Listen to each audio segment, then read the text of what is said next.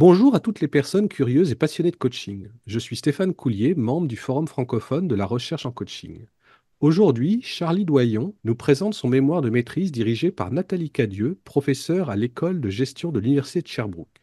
Charlie est coach certifié en PNL et titulaire d'un baccalauréat en psychologie. Récemment, il a obtenu sa maîtrise en intervention et changement organisationnel à l'Université de Sherbrooke. Son mémoire est publié dans le dépôt institutionnel Savoir de l'Université de Sherbrooke et s'intitule Le coaching exécutif comme moyen de protéger le bien-être psychologique des cadres dirigeants. Bonjour Charlie, je suis ravi de t'accueillir afin que tu puisses présenter les enseignements issus de ton travail. Il amène un regard concret sur les facteurs en coaching qui facilitent l'amélioration du bien-être psychologique des cadres dirigeants. J'aimerais donc te poser une première question. Qu'est-ce qui t'a amené à choisir ce sujet de recherche? Oui, bonne question, Stéphane. Juste avant d'y répondre, je tiens à te dire merci pour l'invitation au podcast. Donc, qu'est-ce qui m'a amené à choisir ce sujet de recherche? Tout d'abord, le domaine du coaching en entreprise m'intéressait déjà et j'avais envie de profiter du contexte du mémoire pour approfondir mes connaissances dans ce domaine. Sans avoir clairement défini le sujet de recherche, j'ai approché ma directrice pour qu'on en discute. Étant elle-même spécialiste en santé et mieux-être au travail, elle a rapidement eu son mot à dire par rapport au besoin criant d'avoir recours au coaching en entreprise, principalement au niveau des cadres dirigeants. Elle m'a partagé à quel point ils étaient sous pression et à risque en ce qui concerne les problèmes de santé mentale.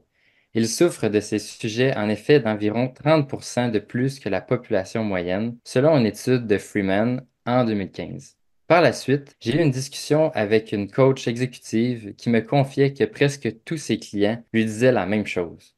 Je ne pourrais pas en prendre plus, je suis complètement surchargé.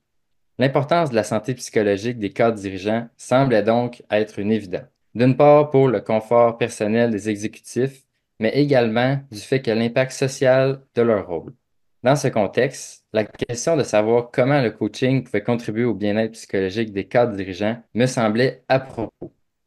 Sujet intéressant en effet, qui semble d'actualité et qui permet de contribuer à la compréhension de l'utilité du coaching. Alors, comment tu t'y es pris pour démarrer ta recherche? Eh bien, tout d'abord, j'ai commencé par définir le coaching exécutif. Et je me suis vite rendu compte que dans la littérature scientifique, plusieurs auteurs donnaient leur propre définition. Je les trouvais toutes bonnes, mais chacune était spécifique et manquait d'exhaustivité. J'ai donc créé une nouvelle définition en regroupant chaque élément pertinent des plus grands auteurs du domaine. Ambitieux. Et quelle est cette définition? Donc, le coaching exécutif est un accompagnement professionnel s'adressant à une population normale et non clinique ayant un rôle de cadre et un pouvoir légitime de changement au sein de son organisation.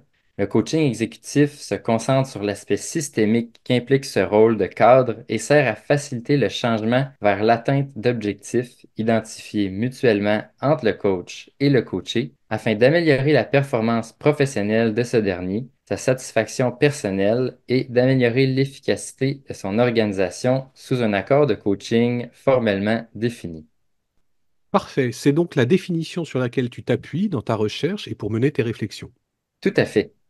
Je ne vais pas commenter ta définition, mais je trouve intéressant ta démarche de définir ta propre définition du coaching exécutif. Malgré de nombreuses recherches sur le coaching, et comme tu le dis, de nombreuses définitions qui ont été proposées par les chercheurs, les associations professionnelles ou les autres acteurs de l'écosystème du coaching, il reste nécessaire de bien définir le concept de coaching que l'on utilise. D'ailleurs, je suis surpris que tu utilises coaching exécutif pour ensuite parler de cadre. Dans mes recherches sur le coaching, je me suis rendu compte que plusieurs recherches parlaient de coaching exécutif, mais réalisaient leurs études sur des populations beaucoup plus générales de cadres. Parle-t-on de coaching pour des populations qui exercent les plus hautes fonctions d'une organisation, telles qu'un CEO, un CFO, un CEO, ou simplement d'un cadre qui, par définition, encadre des équipes, des projets, une fonction?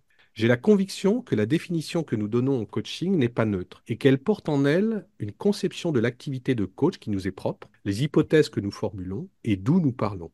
Mais je pense que ma discrétion est un peu longue, donc je te laisse continuer. Donc, après avoir bien défini le coaching, j'ai écrit un chapitre sur le bien-être psychologique au travail pour que le lecteur soit bien en mesure de comprendre le lien entre les deux.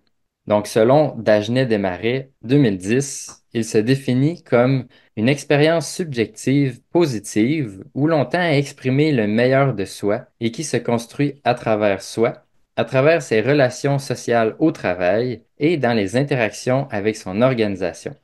Ce bien-être psychologique est possible grâce à trois piliers selon Deci et Ryan 2020, soit les besoins de compétences, d'autonomie et d'affiliation sociale. Avec toutes ces informations, j'étais prêt à passer à la collecte de données, probablement la partie que j'ai préférée. J'ai fait 5 entrevues avec des coachs exécutifs et 5 entrevues avec des cadres dirigeants qui ont reçu du coaching dans leur contexte de travail.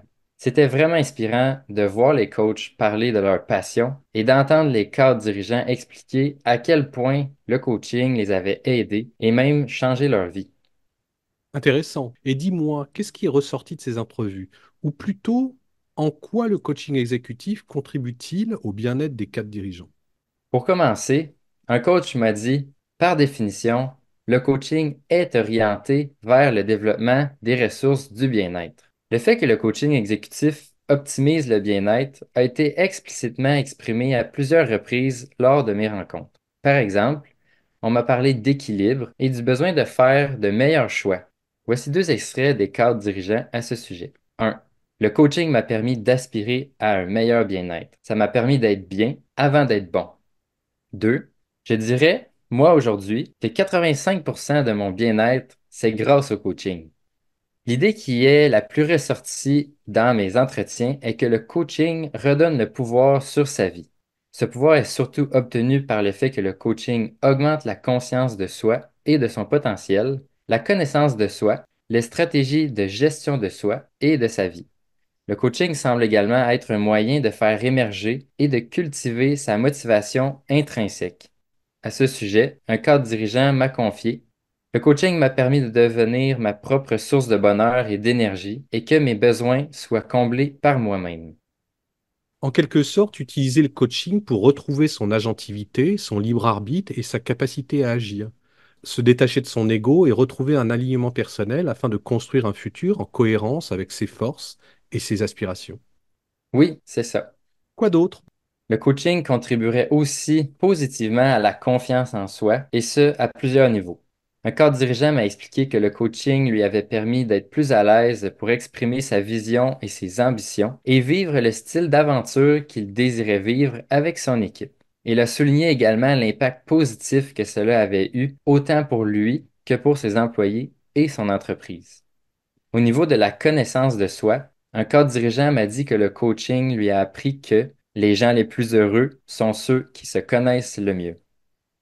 Le fait de mieux se connaître permettrait une gestion optimale de son énergie et favoriserait le développement de ses compétences. Cela permettrait plus d'authenticité et offrirait une direction concrète aux actions.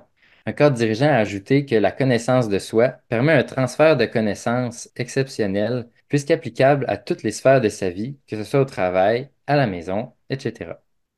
Intéressant de lier explicitement la connaissance de soi au bonheur.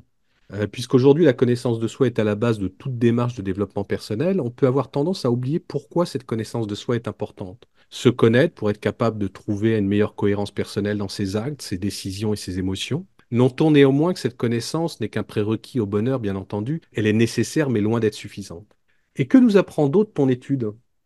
Que pour bien accompagner son client exécutif, le coach doit développer certaines qualités et techniques. La plus importante est d'avoir de grandes capacités relationnelles, soit l'écoute, l'empathie, la bienveillance et la capacité à s'adapter au style du client. Cela augmente directement la valeur de l'échange et le sentiment que le cadre dirigeant a de se faire comprendre et accompagner dans sa démarche. Ensuite, une technique efficace pour aider l'exécutif est de l'accompagner dans un changement de perspective. Souvent, les cadres dirigeants sont prisonniers de leur perception. Le fait d'explorer différentes perspectives sur leur situation leur permet de prendre un pas de recul et les encourage à changer. Tu abordes ici un thème qui me parle tout particulièrement car il constitue un ancrage de mon travail doctoral. En reprenant les terminologies utilisées par de nombreux auteurs qui se sont penchés sur le sujet, la transformation de ses habitudes de pensée, de ses cadres de référence, de ses modèles mentaux, de ses schémas cognitifs, est à mon avis une démarche nécessaire au coach afin qu'il soit capable de mieux accompagner ses clients qui, eux-mêmes, ont besoin de briser leurs croyances et leurs points de vue pour répondre aux défis auxquels ils sont confrontés. J'abonde en ce sens, Stéphane, et, en effet, C'est un élément important qui est ressorti de mon étude. Et pour favoriser ces changements de perspective, plusieurs techniques m'ont été reportées. L'utilisation de métaphores avec des personnages qui représentent le cadre dirigeant dans son rôle est une technique particulièrement puissante. Par exemple, on crée deux personnages avec des caractéristiques précises. L'un représente le client dans sa situation actuelle et l'autre est une représentation de ce que le client aspire à devenir. On peut alors utiliser ces deux personnages dans différents contextes. Une autre technique est la déconstruction de croyances limitantes. Par exemple, un client qui aurait la croyance qu'il n'est pas capable de parler devant un groupe. On pourrait vérifier l'origine de cette croyance, trouver des contre-exemples, renforcer ces derniers, puis formuler une croyance positive. À chaque étape, cela atténue la croyance limitante et renforce la croyance positive qu'il est capable de parler devant un groupe. Une dernière technique est l'utilisation des silences, afin de permettre à l'exécutif de se connecter à lui-même et d'approfondir la richesse de sa réflexion. Toutes ces techniques font partie des techniques que les coachs utilisent fréquemment, mais si je comprends bien, elles sont particulièrement utiles pour permettre aux exécutifs de retrouver ou de cultiver leur bien-être. Oui, exactement. Pour conclure, quelles sont les contributions principales que tu vois à ton travail? Donc, la plus grande contribution théorique de mon mémoire est le modèle que j'ai créé à partir de mes résultats d'entrevue. Pour les auditeurs, vous pouvez trouver ce modèle à la page 93 de mon mémoire si vous voulez y jeter un coup d'œil. Celui-ci permet d'illustrer comment le cadre dirigeant peut utiliser le coaching comme moyen d'améliorer son bien-être psychologique. Tout ça est représenté sous forme d'un cercle vertueux. Pour illustrer ce modèle, je vais vous raconter l'histoire de Léo, cadre dirigeant. Son bien-être est menacé car il vit une grande surcharge à son travail. Il doit constamment éteindre des feux et prendre des décisions. Il se sent un peu seul dans cette grande aventure, même s'il est très entouré. Léo est en début de carrière et il s'intéresse au coaching. Il prend donc le temps de déterminer son besoin principal, soit de retrouver un meilleur équilibre dans son rôle de dirigeant.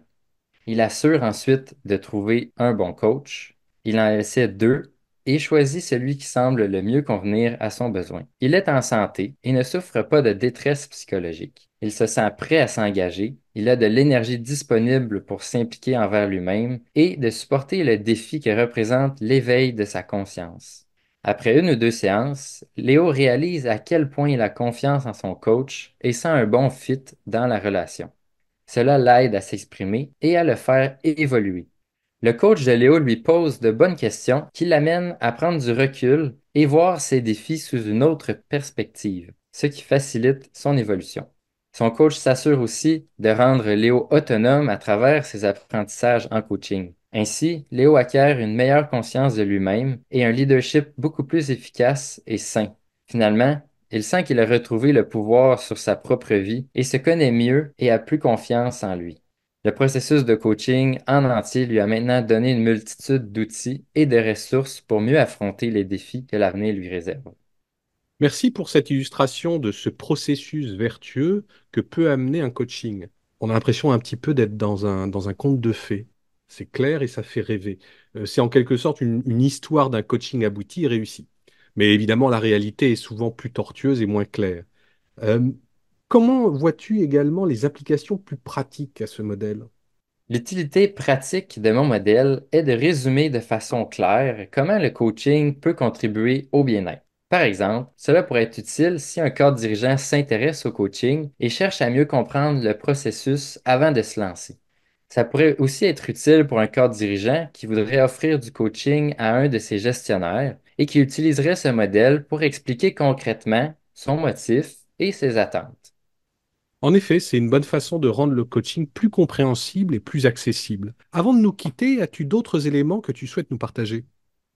En résumé de mon travail, pour celles et ceux qui sont intéressés à s'y référer, les deux premiers chapitres de mon mémoire sont un concentré de ressources fiables et pertinentes concernant le coaching exécutif et le bien-être, notamment pour le différencier par rapport à d'autres métiers d'accompagnement ou encore tout ce qui a trait aux définitions, au modèle de coaching et aux trois besoins psychologiques fondamentaux.